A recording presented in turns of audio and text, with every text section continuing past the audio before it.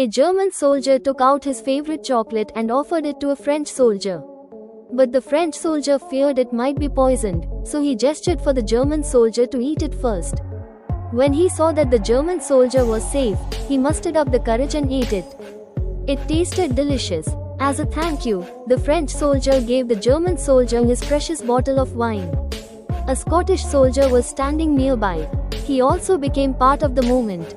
He took out photos of his family from his bag and showed everyone the beauty of his wife.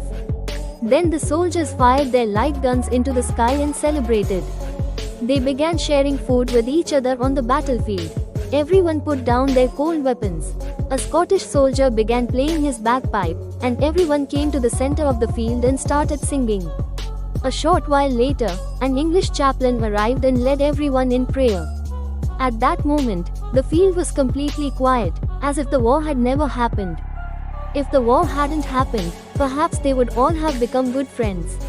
When the prayers ended and the midnight bell rang, all the soldiers said goodbye to each other and returned to their trenches. The next day, a German soldier was sleeping when he heard the sound of digging.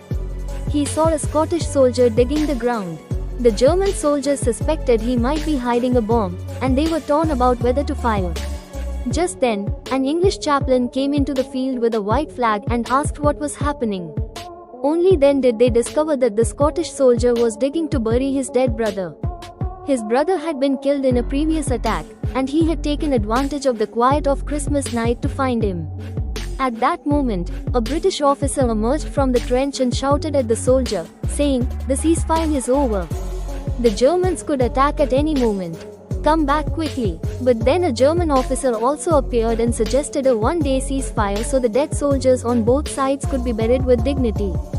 The officers of the three countries met and, after a brief discussion, agreed to a ceasefire.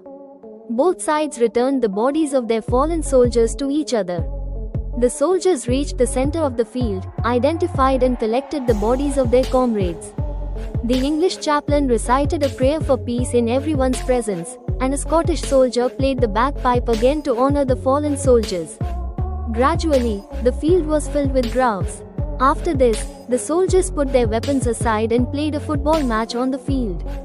Everyone cheered for their respective teams, but the German team won. After the game, all the soldiers huddled together in a pit, drinking and playing cards, and the field became a meeting place.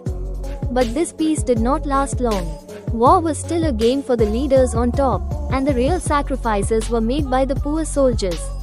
Shortly after, orders came from above for the German troops to attack again. But now the